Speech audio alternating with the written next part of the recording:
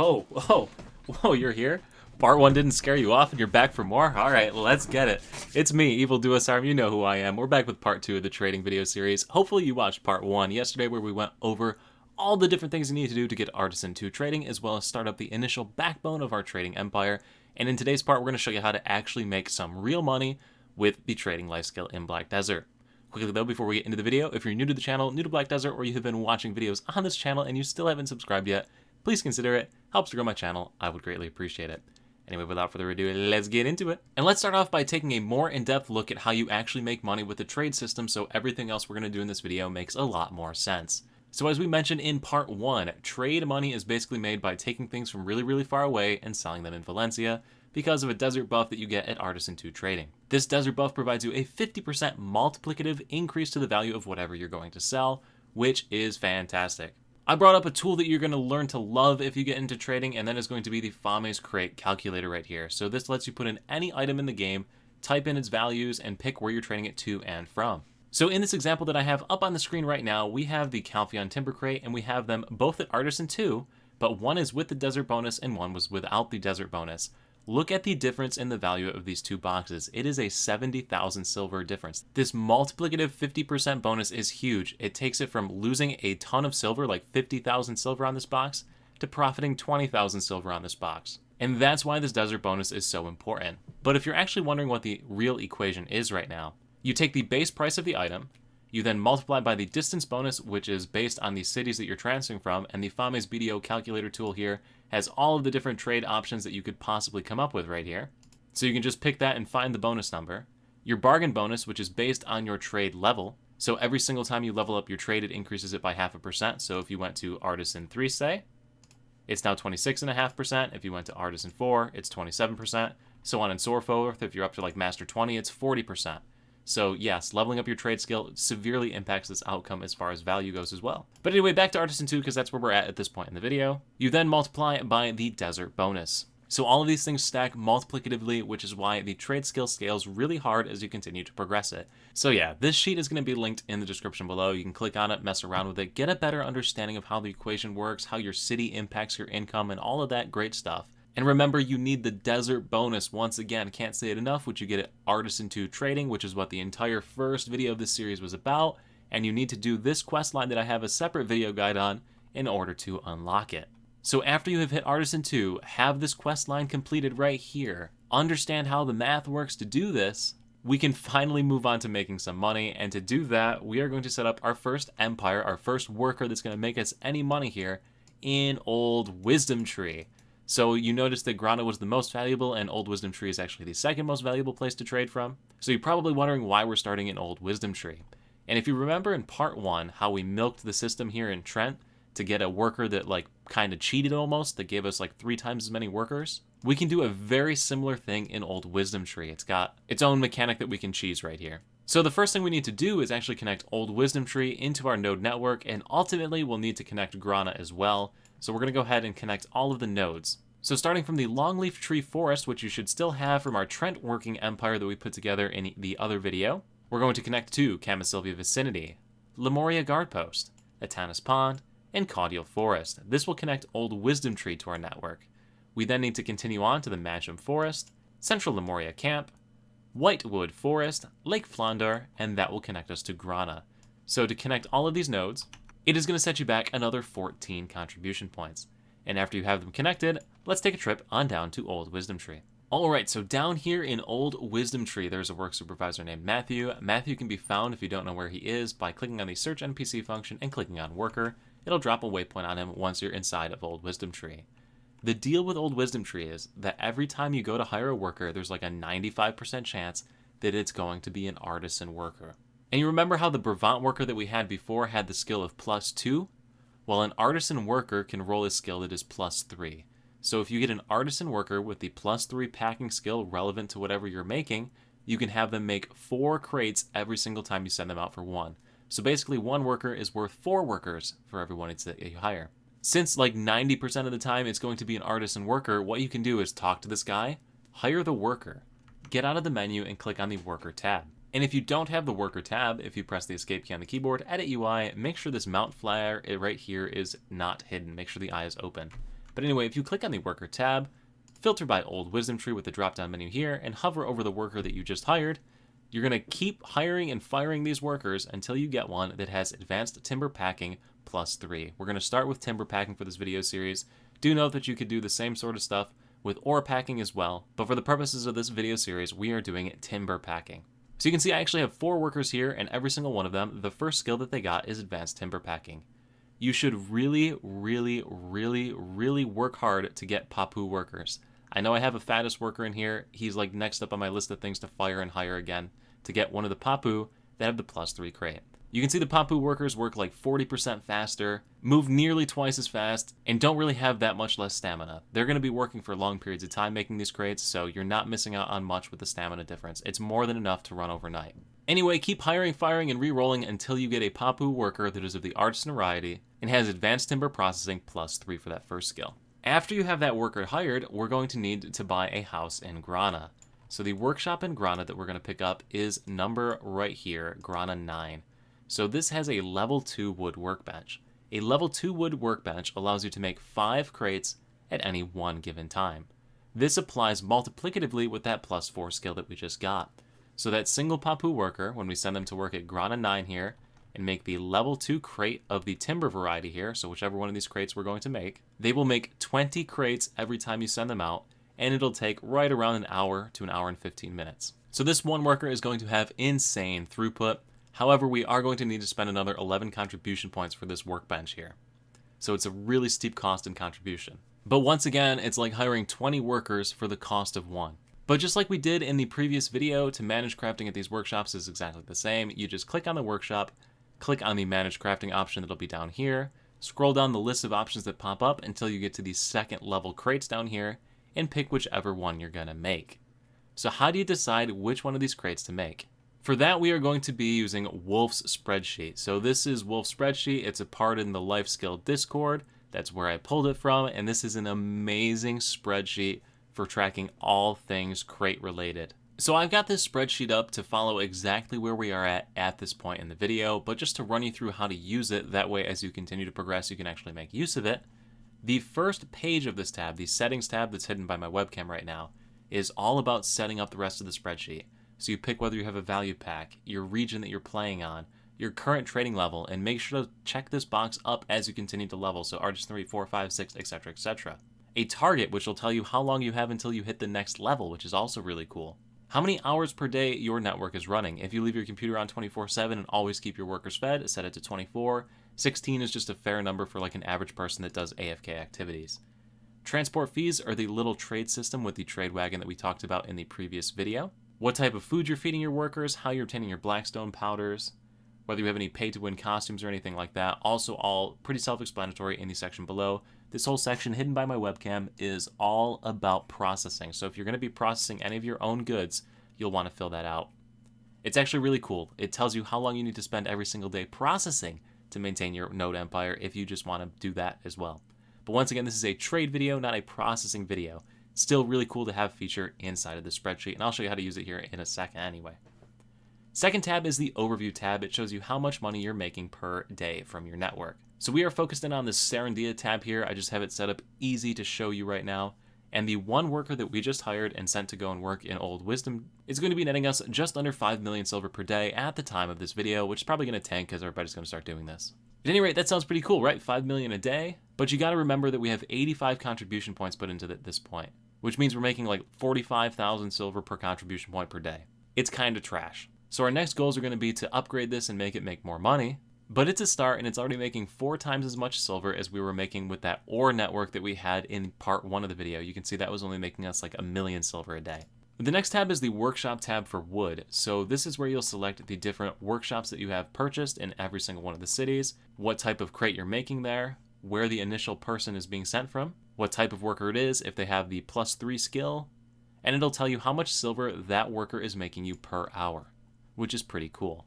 So down here at the bottom, I have the Wisdom Tree node set up right here. So we started the worker in Wisdom Tree, which is behind my head right here. They're working at the Grana 9 camp. They are making it in the level 2 workshop, so it's this little checkbox right here.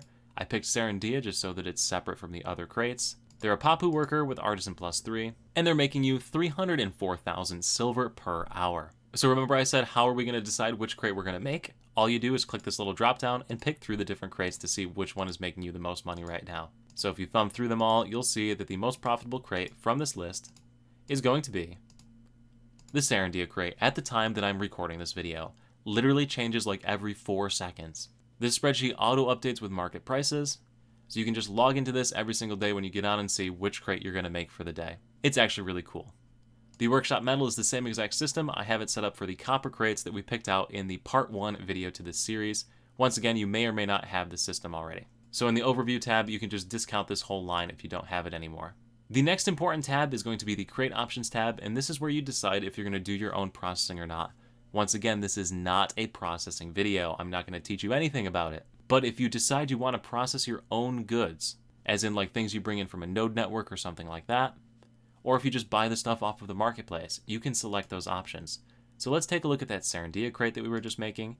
If we were to buy the wood off of the central marketplace right now, instead of just buying the plywood off the central marketplace, head on over to the overview tab, you will see that the profit increases tremendously. It's 22 million silver instead of 5 million. But you have to spend 2 hours a day processing. So that extra money isn't trade money, that extra money is processing money. That's why I don't want to count it all in this video series. They're 2 separate buckets. The only thing that trade does is remove any market tax you would take on the backside from that processing.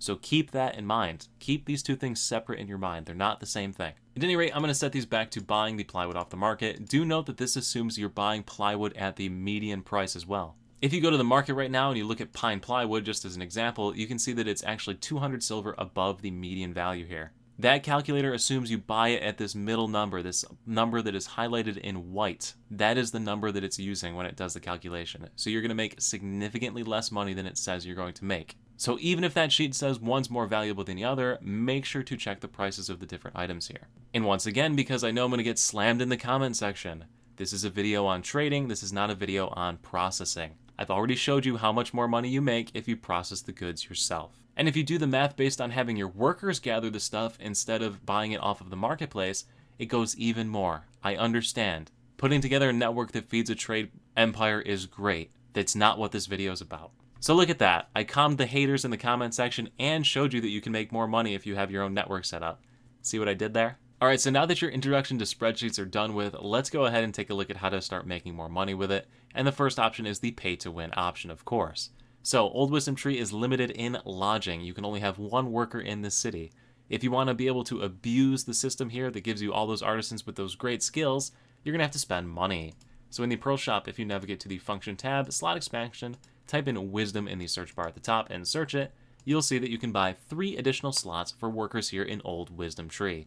I do not ever tell anyone how to spend their money, and I'm not going to tell you how to spend your money right now. But being totally honest, this is a straight up pay to win system here, and I'm going to be even more honest. Trading kind of sucks, so I really don't know what you're winning by paying, but you're definitely paying to advance a lot faster, like way faster. So yeah, I don't like telling anyone how to spend their money. I'm not telling you how to spend your money. I'm just showing you that it is there. And frankly, unless you're super interested in this trading system, wouldn't even bother wasting your money on it. However, if you want to pay to win or you got $3 laying around and just want to make this go a lot faster, we're talking like months faster, I'm not your dad. I don't tell you how to spend your money. If you do choose to buy these slots, you're going to get 3 more slots. Do the same exact method we already did once. Keep rolling for Papu workers with the packing skill of the timber variety.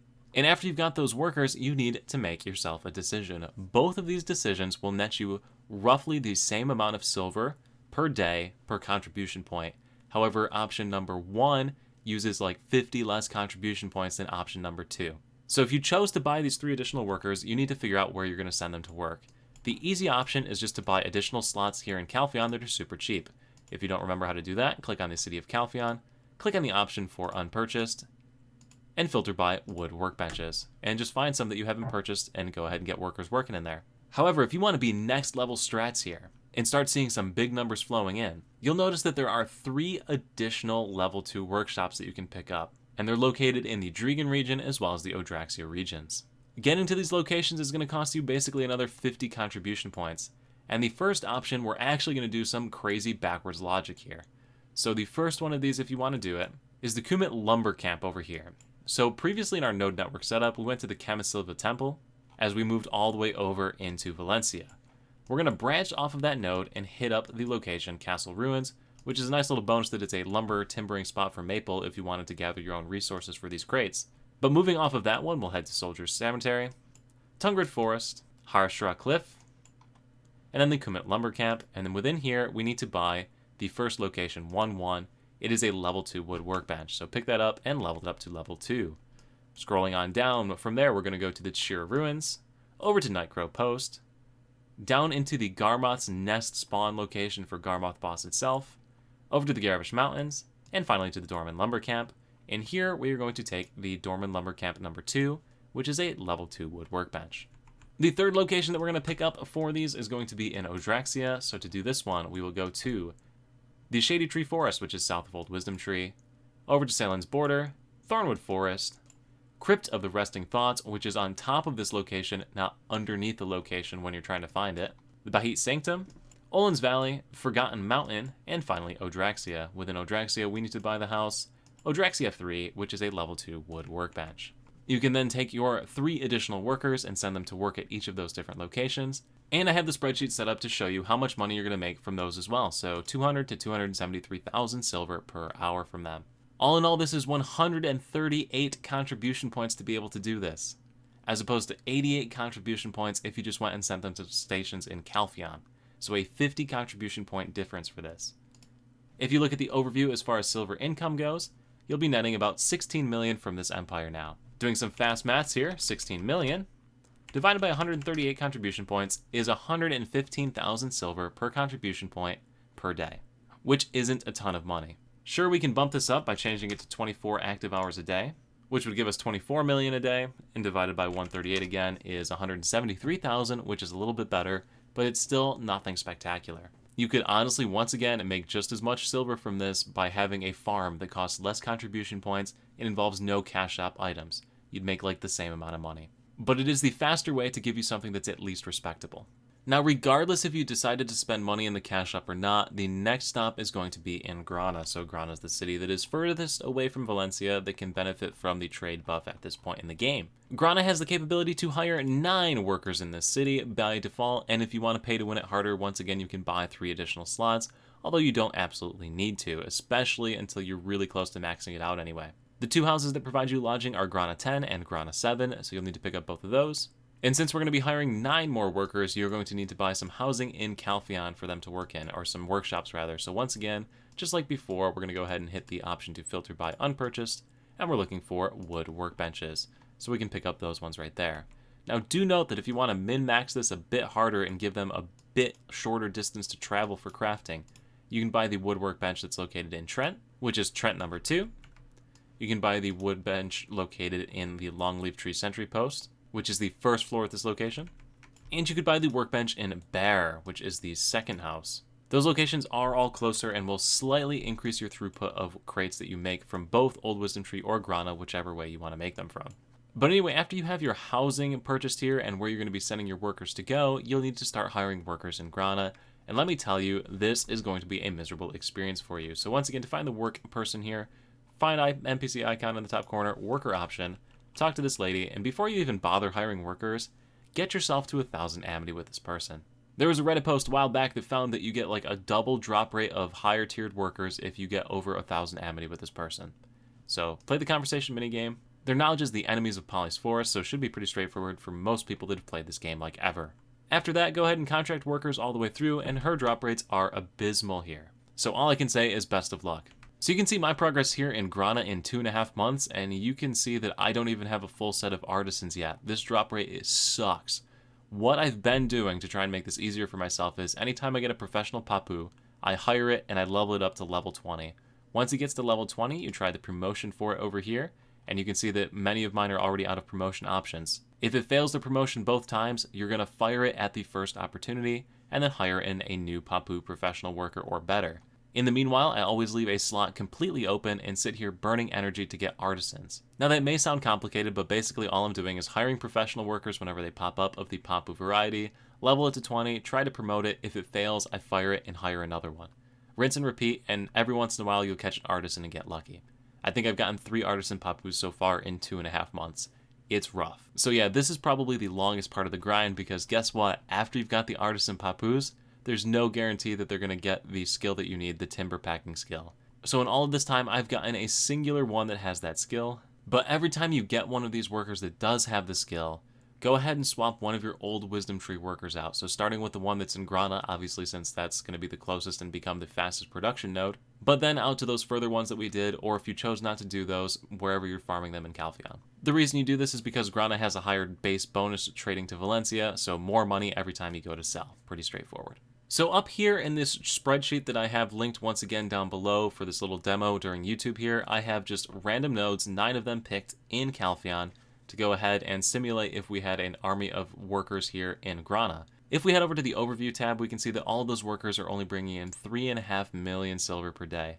That's not a lot. Granted, they are making Medea crates, which makes slightly less money. You can see it's not a huge bonus to your overall throughput, especially for like the 27 contribution points that that's going to cost to put that together. So for a grand total, that's putting us to 165 contribution points, and right now this network is making us 19-ish million silver across 165 contribution points, which once again is only like 115,000 per contribution point per day. It's not a lot of silver. Once again, just having a farm makes more money than this. Now, just like one of those cooking shows though, I want to show you what the end game looks like for this so you know that there is a light at the tunnel. Right here, I have a second tab, second spreadsheet, where I put out a like sort of min-maxed setup here. If we go to the workshops nodes here, we've gotten all of our Papu artisans working from Grana now, so we've been doing this for like a year, have finally rolled a full set of those. Our wisdom tree ones are working over here, and the rest of our Grana workers actually haven't even gotten the artisan trait because it's really such a hard proc to get. We've also leveled up our trade because we've been doing this for like 6, 7, 8, 9 months now at this point, and we're up to Master 20 for trade. And you can see from the overview tab that it starts to make a substantially larger amount of money. So that's 57 million silver. If we do that math at 57 million silver divided by 165, you can see that's 345,000 silver per contribution point per day, which is a semi-respectable number. That's rivaling a farm if you had it set up and you were farming it 2 times per day. Might even actually be a bit more, considering the fact that this doesn't have any tax applied to it. Once again, this is only off of 16 hours per day. If you're hitting it at 24 hours per day, it bumps up over 85 million silver per day. For just feeding in resources into this network, you can see you just got to give it 13,000 plywood per day. So that's over 500,000 silver per contribution point per day, which is actually kind of really good, especially considering it's taking up 170-ish contribution points like this. You can pull those kind of numbers from a few different nodes in the game, but you can't pull it from that many contribution points, unless once again you have a farm that you're running more than twice per day. But just generic nodes, you're not going to really do much better than that. So yeah, like I was saying, this skill ramps up really hard. You just have to be prepared to make absolute dog poop money for months to like year time scale. Which is why if you don't think you're going to enjoy doing this, or if you're not going to have fun, or if it's not something that interests you, or if you're not willing to wait, you really should not invest in this. There's a really long ramp up to it. But anyway, guys, that's pretty much it as far as the trade system goes. So we've given you all of the resources you need in order to succeed with this. Ton of information covered in these 2 videos. Probably should have broken them into 4. Yeah, please watch them over if you need to. Get all of the information. Make sure you absorb it. You can mess around with those spreadsheets, figure out any min-maxing you need to do, or you can just follow what I did in the videos right in a straight line. You can see you're not going to get rich right off the start, but it does scale pretty solidly as you continue to advance it. And yeah, I've been having a lot of fun with it, so give it a try, see if it's something you enjoy. Now, the only thing that I haven't covered in this video series is going to be processing, which will be a later video specifically exclusive for trade, which is why I'm not covering it in this video and I'm not including it in the profits, once again, because it's its own thing. Just had to make that point one last time before I ended the video. Anyway, guys, I do hope it's going to help you. If this video series did help you, let me know in the comment section below. Also, once again, if you're not subscribed already, please consider it. You'll stay up to date when cool new content like this does come out. Thank you all so much for watching. Once again, I'll see you at the next live stream over on Twitch, next YouTube video right here, or wherever I happen to see you. Peace.